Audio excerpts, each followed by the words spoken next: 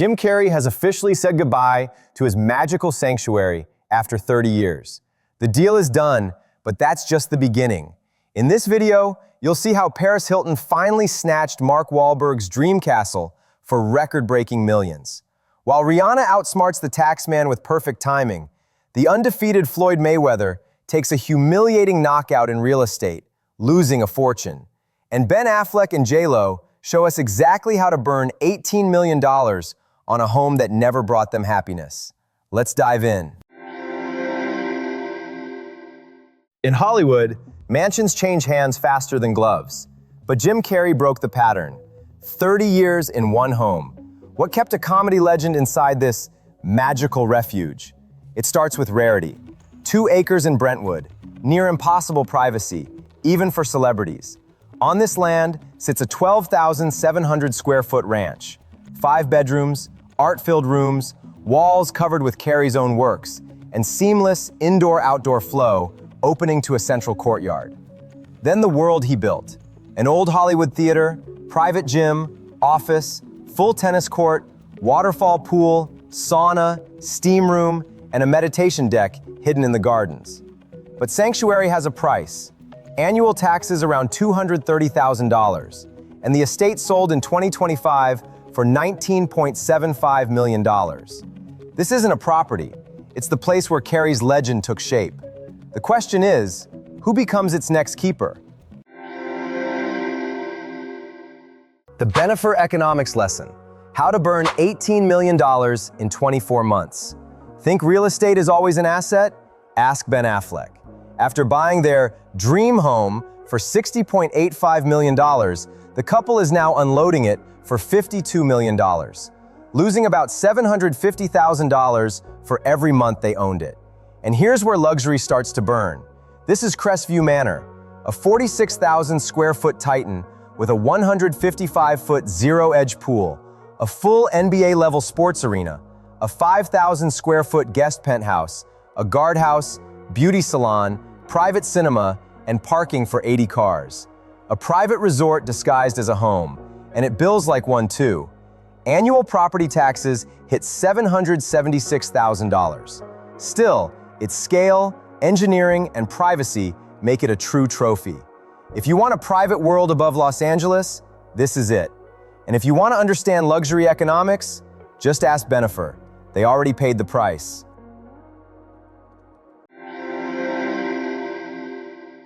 The biggest deal of the year. Did Paris Hilton evict Mark Wahlberg? No, she bought his dream. A tour of the estate where testosterone turned into ultra luxury. A French chateau built over 5 years with star architect Richard Landry, now Hilton's new fortress, on a rare 6.14-acre lot in ultra-private North Beverly Park.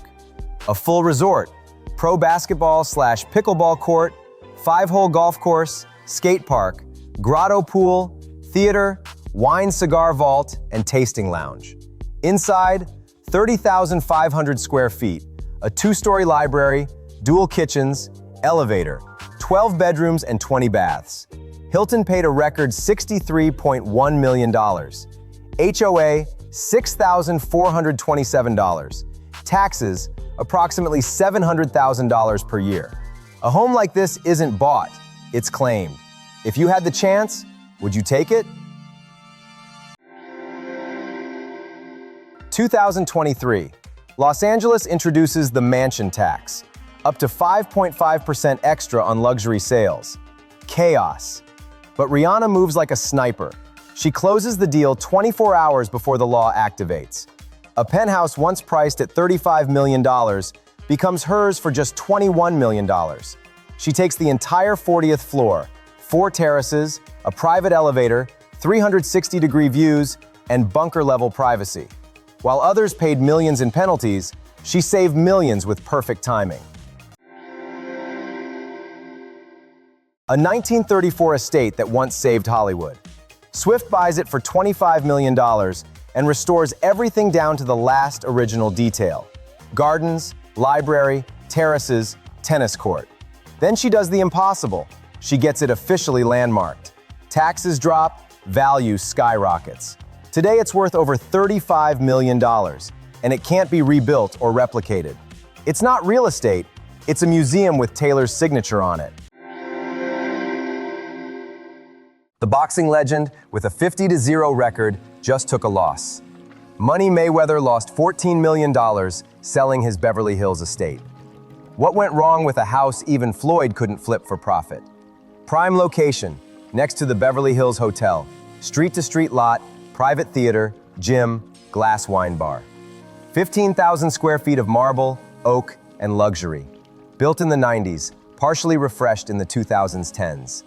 But in 2024, the luxury market hit pause. Interest rates climbed. Cash sat still.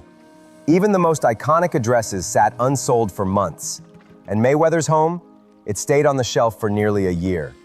All the while, he was paying over $340,000 a year in property tax just to hold it. Even for Floyd, that's a pricey timeout.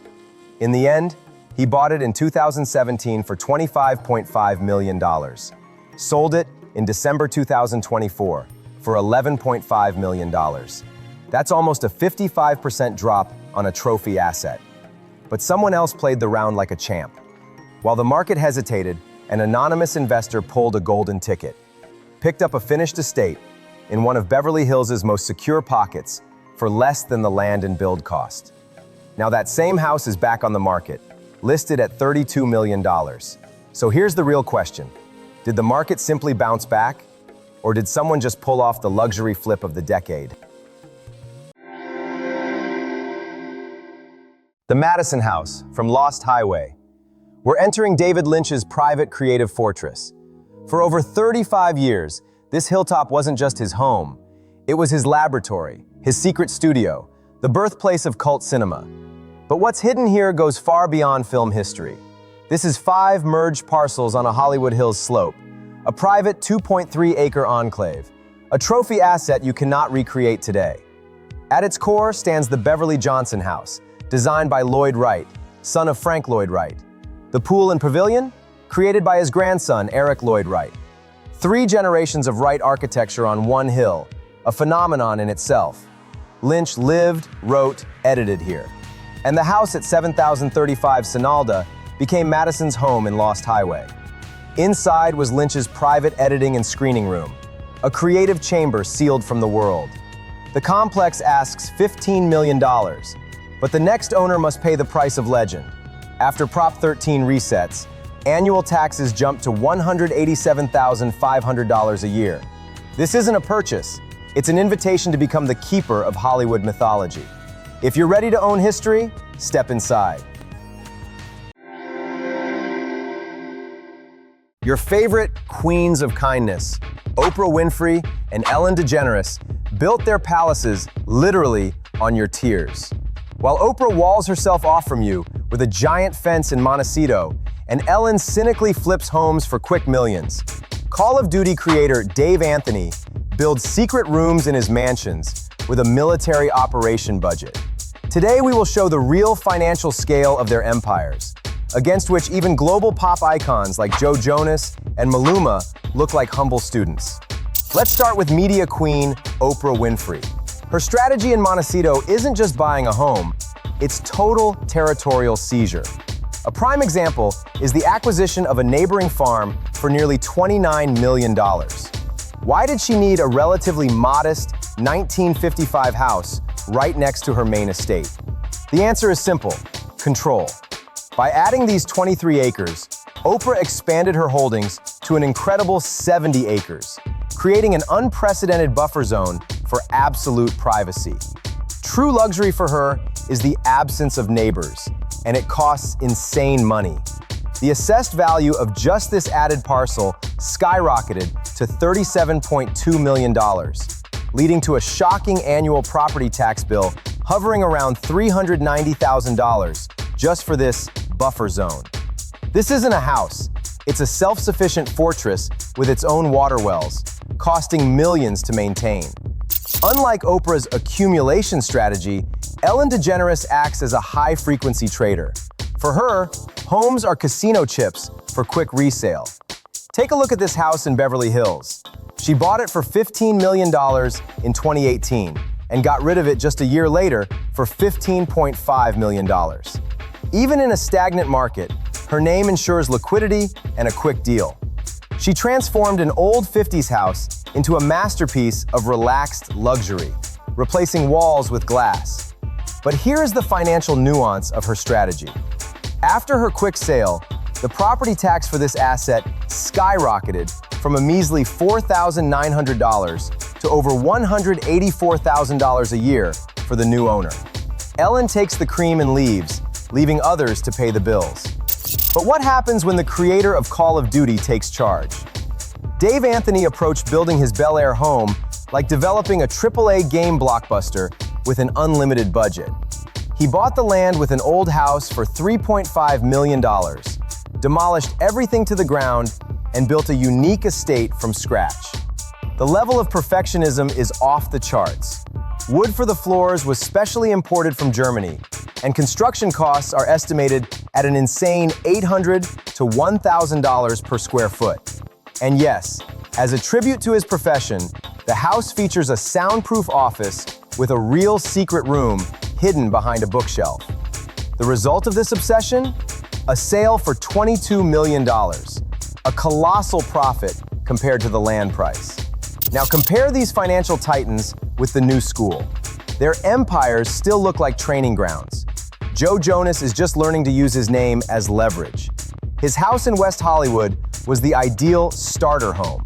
He bought this 1920s bachelor pad for $2.595 million, added his celebrity provenance to the home's history, and sold it a year later for $2.895 million.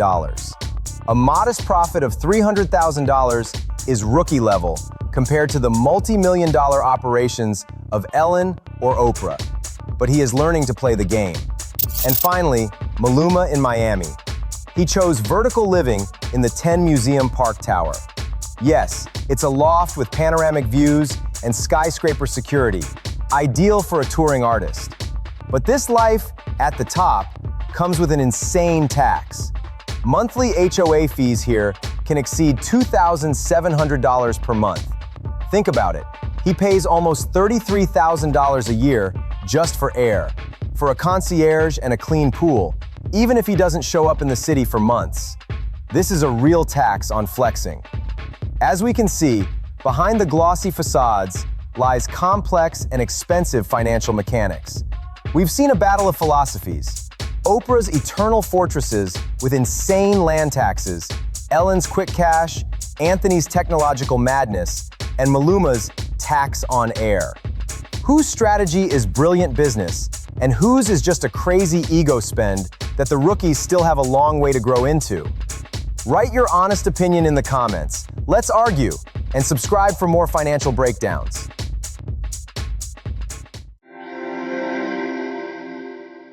How do you buy a mansion for $13 million and end up owing 21? This isn't magic, it is the mathematics of the flex. But our hero is not alone. Today on the list, the streamer's bubble, the granite parasite, the bank vault, and a billionaire's personal bunker. They have one thing in common, an insane price tag. But while some build eternal fortresses of power, others are digging their own financial graves. Where is the imperial scale? And where is the prop that is about to collapse? Let's expose the cards. Let's start with the answer to our riddle. 9,996 Sunset Boulevard.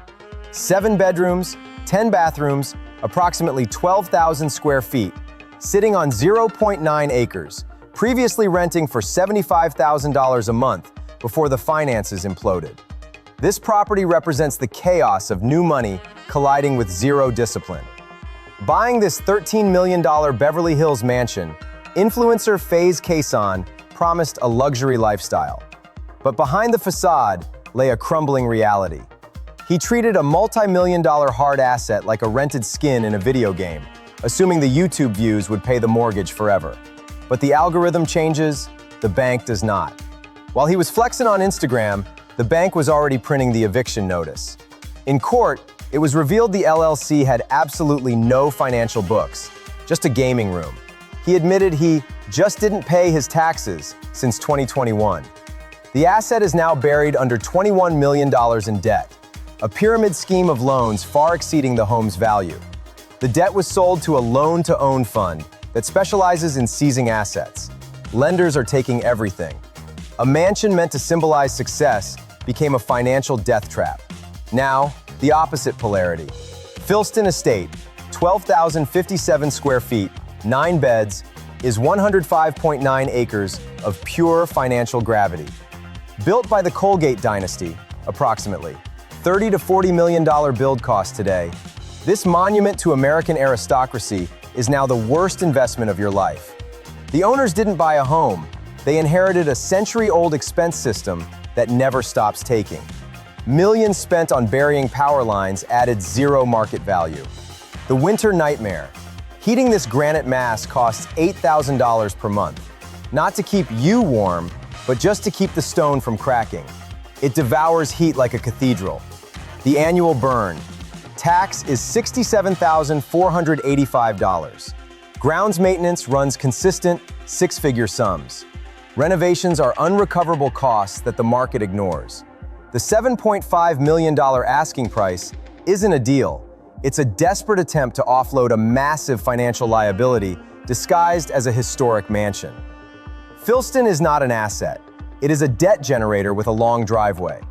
Next is 1016 North Hillcrest Road, 7,016 square feet, 6 bedrooms, 7 bathrooms, on a 1.32-acre ridge, previously renting for $90,000 plus per month due to its museum-level design. This isn't a living space, it is a Swiss bank vault with windows. Located in Truesdale Estates, this property was engineered as a sterile container for capital. The 75-foot walls aren't just for privacy, they are the steel sides of a safety deposit box, protecting art worth more than the structure itself. There is no warmth here, only valuation. Every sightline is calculated for maximum ROI, creating a sterile perfection that screams, "Don't touch," because you are living inside a spreadsheet. Listed at $35 million, the chef's kitchen isn't for cooking family meals. It's a catering lab for serving elites. The owner is merely a custodian of value, paying a $350,000 annual tax bill to sleep inside a diversified portfolio. Finally, the ultimate expression of dominance. 410 Truesdale Place.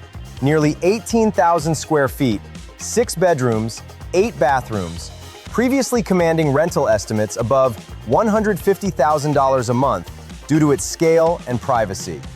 Owned by Oakley founder James Gennard, this brutalist fortress of poured concrete defies market norms. Walls up to 20 inches thick, ballistic glass, and 7 years of construction because the concrete was poured in place. A bunker building technique. This is the architecture of FU money.